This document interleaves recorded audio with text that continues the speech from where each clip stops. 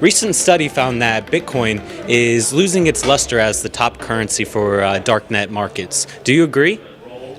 For the darknet markets, I think there's some validity to that position. People are moving to more what they call privatized tokens, ones that are focused more on anonymizing and making it more difficult to kind of trace on the blockchain. So there's validity to that position, I think, yes. To keep up with the growth of the darknet markets, what resources do you believe law enforcement officials can invest in to help combat these issues? Training. We do a course for law enforcement that is basically, it's not a real high-end course, it's basically a way for street-level detectives or investigators to understand what a digital crime scene looks like and what makes up the pieces of a digital crime scene. So my answer would not be investing, tens of millions and hundreds of millions of dollars in technology. I'd like actually the street cops and detectives to know what a digital crime scene actually looks like. I think you need to start at that point. How do illicit orders on the dark web relate to the real world?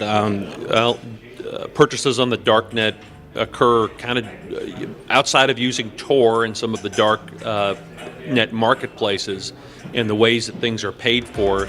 The actual payment and shipping is very similar to anything that you might have like on Amazon.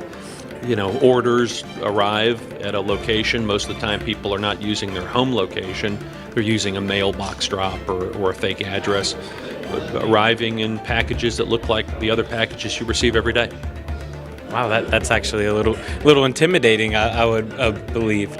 So with the technology constantly changing and with the dark net and cryptocurrencies and all this type of hacking and identity theft going on, what can individual do to protect themselves from these types of crimes?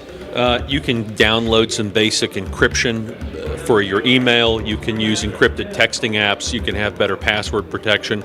I mean, all these things, significantly decrease your risk profile. And that's what you're really trying to do. You're making yourself a less easy target. Dan, do you mind providing us with some form of background as well as any information that you'd like to share to our audience? Sure. I've been in the security business for about 25 years, an author.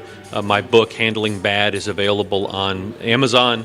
It goes over kind of a lot of the types of cases that we work, and it focuses on our unique blend of both traditional investigations and digital investigations and how we basically blend the two things. We don't think, rarely does a case happen today, if it's a civil case or a criminal case, that just has an analog nature, meaning the real world, the physical world. It has an analog and a digital nature to it. So, if you're involved in a crime or if you're involved in an issue, it's going to have both components, and you really want to try to find an investigator like us that can handle both things.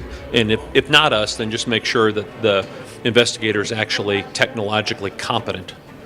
Okay.